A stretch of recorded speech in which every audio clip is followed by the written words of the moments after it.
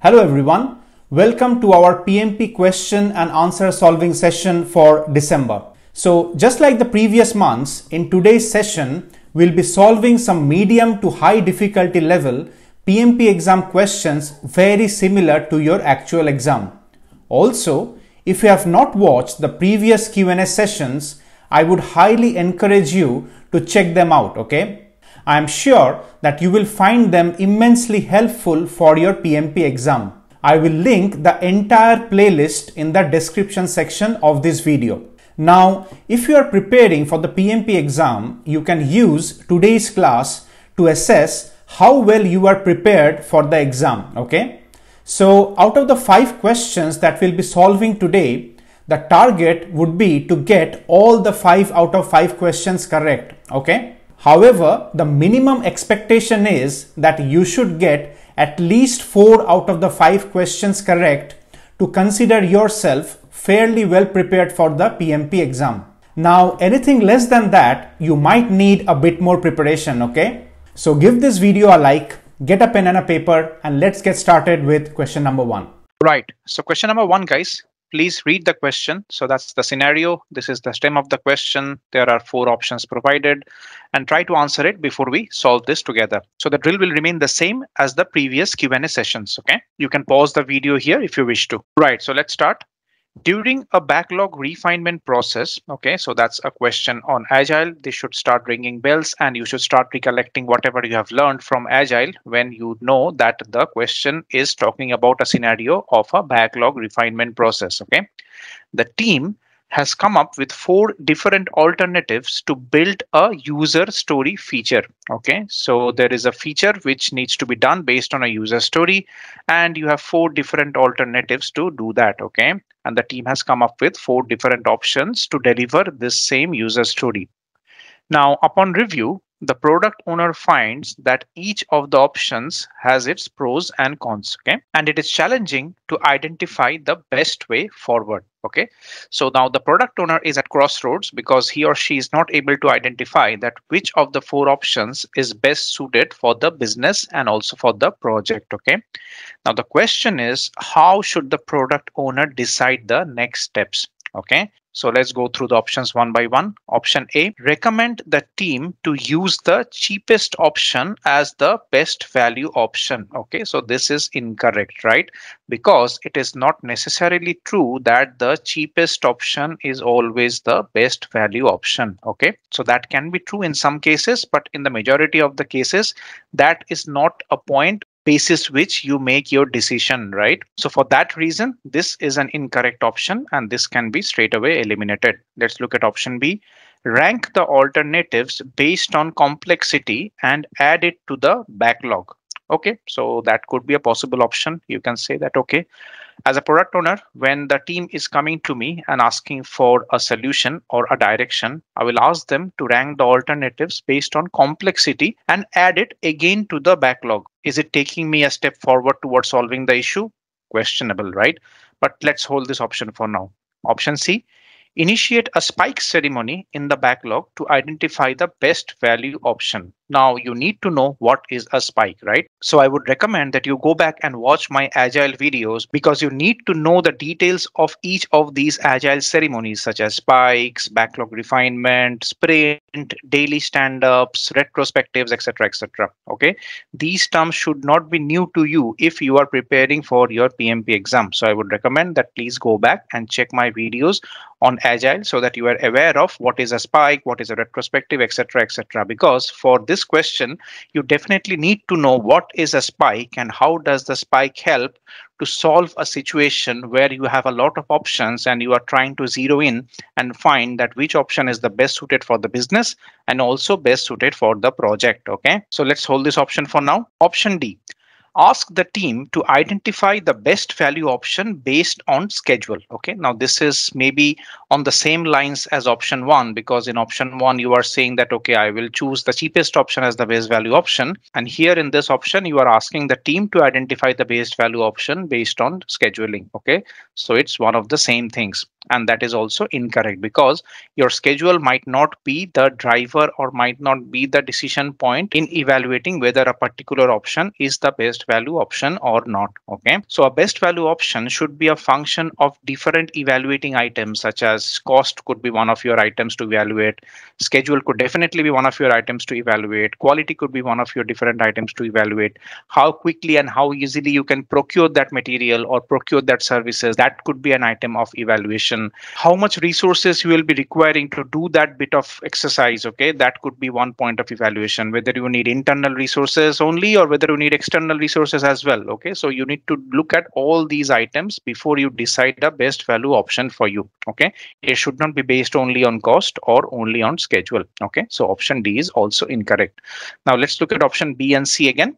Option B, rank the alternatives based on complexity and add it to the backlog. And as I was already mentioning, guys, ranking the alternatives based on complexity and adding it again to the product backlog will not solve the situation for you, right? Because in the end, you need to understand that as a product owner, are you taking a step forward to solve the issue at hand? Okay, because ranking the alternatives and adding it back to the backlog will only increase your backlog, right? So I don't think that is a very, very feasible solution to do. Okay, and for that precise reason, ranking the alternatives based on complexity is a wrong option, guys. And the correct answer to this question is option C, which is to initiate a spike ceremony in the backlog to identify the best value option. Now, let me give you a quick introduction of what is spike and how does it help in such a situation where you need to identify a best value option. So in Agile project management, a spike refers to a time-boxed research or investigation task that is meant to address uncertainties or gather information on a particular aspect of a project. Okay, let's say the aspect which you are talking here, that you have 4 options and you need to select the best one from it. Okay, it is essentially a short, focused study aimed at providing more clarity or understanding on a specific issue. Spikes are often used when there is a need for knowledge acquisition or when there is a need for prototyping or exploration of potential solutions before committing to a full implementation. Very important. Okay, and that aspect is beautifully captured in option C. Okay, so the correct answer to this question is option C, which is to initiate a spike ceremony in the backlog to identify the best value option. If you are preparing for your PMP exam, guys, I would suggest that you check out my PMP exam prep courses on Udemy. All the courses are very highly rated among students, and many PMP aspirants like you have passed their PMP exam with the help of these courses. All the links will be provided in the description section of this video. And now let's move on to question number 2. So question number 2, guys. Please read the question and try to answer it before we move forward. Okay, so the drill will remain the same. You can pause the video here if you wish to. Right, so let's start. Nestea is planning to develop a herbal tea drink which can help in weight loss.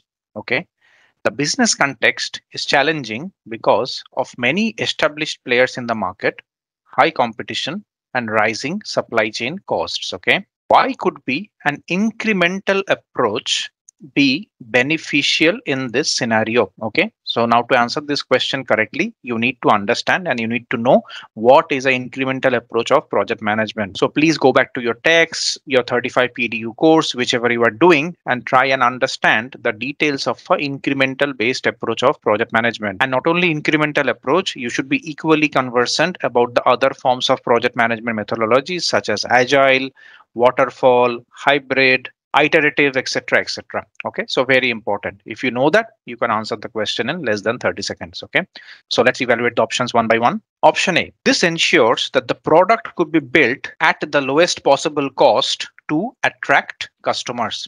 Okay, now that's questionable because the goal of an incremental approach is not to build a product at the lowest possible cost, okay, to attract customers. That is definitely not the intent of having an incremental approach. Because in the end, you need to understand that if you are delivering a product at the lowest possible cost, it may not generate the value which the customer is expecting out of that product, right? So that is the reason why option A is incorrect. Let's look at option B.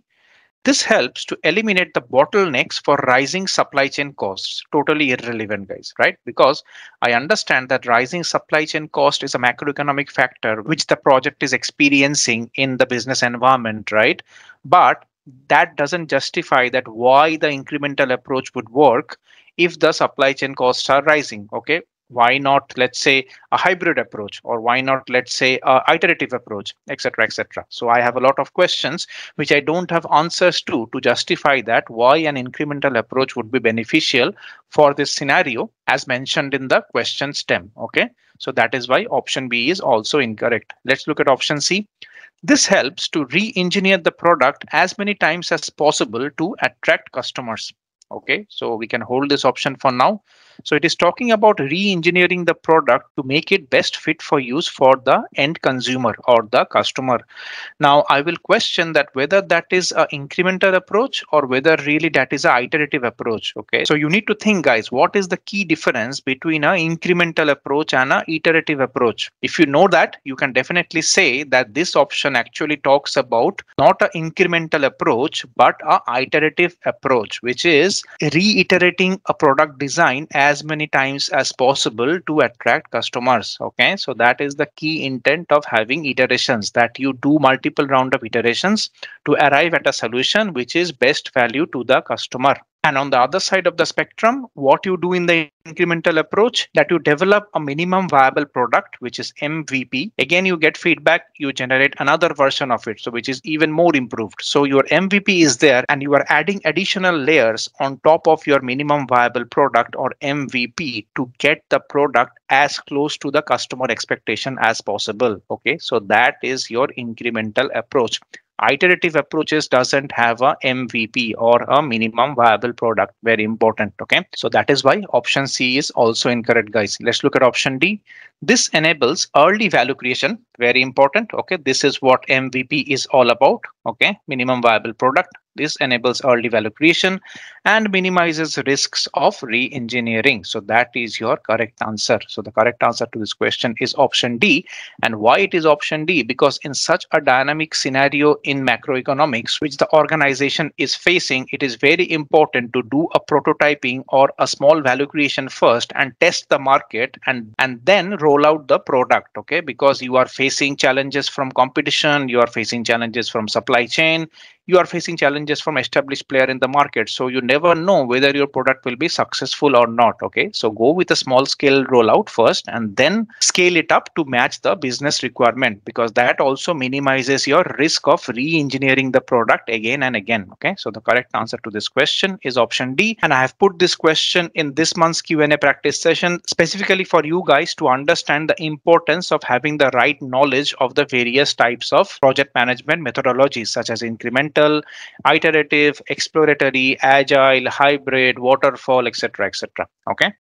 If you're liking the video, guys, please press the like button. It helps me to understand that you value such educational content and motivates me to prepare more such videos to help you with your PMP exam. And now let's move on to question number 3. Right. So question number 3, guys. Please read the question. That's the scenario. This is the question stem, and try to answer it before we solve this together. You can pause the video here if you wish to. Right, so let's get started. An agile team is working on developing a computer keyboard based on Braille for visually impaired people. Okay, interesting. The product development team is finding it challenging to identify any suitable volunteers to generate enough user stories. Okay, so that's the agile term, to design the features. So basically, the product development team is trying to get some volunteers who can give them some user stories, which are basically the collect requirement process of project management. And based on that, they can design the features of this computer keyboard, which will be based on Braille for visually impaired people. But they're struggling to get suitable representation for the volunteering group. Okay, which could be most effective workaround in this scenario. Okay, so let's study the options one by one. Option A, benchmark with competitors and reapply the same features. Okay, you can do that, but I will question that how effective it will be in terms of your product differentiation. Okay, so if you totally copy what your competitors are doing and you reapply the same features, you might not have any product differentiation, right? Probably I can eliminate this option at this point as well. Okay, so this is not something which I'm looking for. As a reasonable and a prudent project manager who understands the importance of product differentiation and delivering business value. Okay, let's look at option B. Launch a market survey to ask customers about the most preferred features. Okay, you can launch a market survey, but how do you think the visually impaired people will be able to participate in that survey until and unless it is basically catered to those group of population and it has the specific features which can take the responses from the visually impaired people? Okay, questionable, right? And also look at something very important, guys. It's saying this option is saying that launch a market survey to ask customers about the most preferred features. Okay, now you need to understand very important concept of project management here. Your customer might not be your end user. Okay, because in the end you need to understand that the person who is procuring that item from you might not be the person using that item in the end. Okay, so let's say for this scenario, maybe the care homes or maybe the hospitals or maybe the schools will be procuring these keyboards for use, so they will definitely be the customers, but will they be the end users? No, right? Because the end users will be the people who are visually impaired and who would be using the product in the end. Okay, so it is very important to understand this difference between a customer or a client and a end user. Okay, sometimes they are same, but in many of the cases they may not be the same. Okay, so this is a big watch out. So here it is saying that you do a market survey to ask customers about the most preferred features. Now it is questionable whether your customers are also your end users, and even if we rule out that fact, just doing a market survey for visually impaired people is something which is a bit tricky. Okay, it may not fall as my preferred option for tackling this workaround, but let's hold option B for now. Okay, we will eliminate it if we find a better option. Let's look at option C.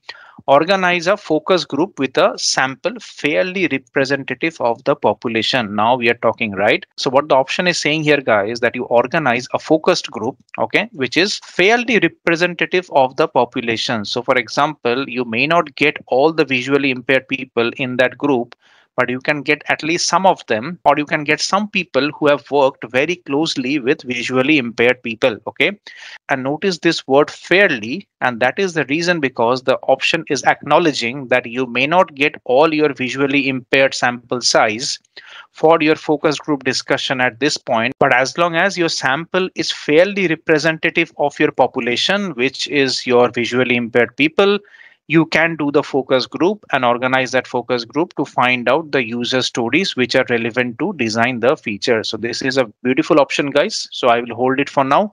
Let's look at option D. Develop a prototype and test it. Okay, so develop a prototype is good. Okay, and test it on whom? With college students. Okay, totally incorrect, guys. Okay, who uses computers the most? So this option doesn't make any sense. Okay, you can give it to college students and they may definitely use computers the most, but they may not be visually impaired or they may not be your target end users for the product. Okay, so developing a prototype for a wrong end user group is not something that you want to do as the product owner or as the project manager. So that option is also incorrect. And as we have talked, that option B is also incorrect because of the reasons that we have already discussed. And the correct answer to this question is option C, which is to organize a focus group with a sample fairly representative. May not be 100% representative, but that's fine. Okay, as long as it is fairly representative of your population and you are doing a focus group discussion with this group, you are good to go. Okay, so the correct answer to this question is option C. Make sure you subscribe to my channel PMP with Ray for more such videos for your PMP exam prep, okay? Your support really helps educational channels like this to grow on YouTube. And now let's move on to question number 4. Question number 4, guys. Please read the question. That's the scenario. This is the question stem and try to solve it before we move forward. The drill will remain the same. You can pause the video here if you wish to. Right, so let's get started. The project sponsor for a new chocolate biscuit launch project has asked the product design team to not include any nutritional label on the packaging. Okay, this is against the industry regulations, but the sponsor has provided evidence that other competitors are following the same practice, which is other competitors are not also including any nutritional labels in their packaging, and that gives your project sponsor a precedence that this can be done. Okay, what should be the most appropriate step for you as the project manager. Okay, interesting scenario. Option A. Seek help from the organization's legal team to validate the requirements. Okay, possible option. Let me hold this for now because this is a regulatory requirement of having nutritional labels behind every packaging of a food product. And this is a Food and Drug Development Authority requirement as well, FDA, if you have worked in that industry. But even if you have not worked in that industry, at least you know after reading this scenario that this is against the industry regulations, okay, of not having any nutritional label at the backside or at the front side of your packaging. But let's hold this option for now. Option B, benchmark with competitors and reapply the same features as the sponsor suggested. Okay, incorrect, right? So two wrongs doesn't justify a right? So you can't say that, okay, since my competitors is not abiding the law, I will not also abide by the law. Okay, that is not a logic, right? So you can't really benchmark with competitors where you know that your competitors are already violating a regulation or a mandate, right? So that is why option B totally is out of the table. Option C, draft a change request and send it to the change control board for approval. Okay, that is also incorrect because if you are drafting a change request, sending it to the change control board for the approval for something which you really know is against the industry regulations, that questions your authority or that questions your governance as a project manager. Okay, so you shouldn't do it if you know that this is not something that is permitted by law. You should always seek for legal advice, which option A is suggesting. Okay, so option C is definitely incorrect. Let's look at option D. Review the organization's OPAs, which are the organizational process assets, and EEFs, which are the enterprise environmental factors. So you will get such kind of abbreviations in your PMP exam, guys. Don't expect PMI to explain these for you because these are very conversant and very common abbreviations which are used across the process group practice guide and the PMBOK 7. And check for precedents and case studies. So what it is saying is that you review your organization's documents and you review your organization's previous projects, etc., and check whether this has happened previously or not and any case studies that might link to it.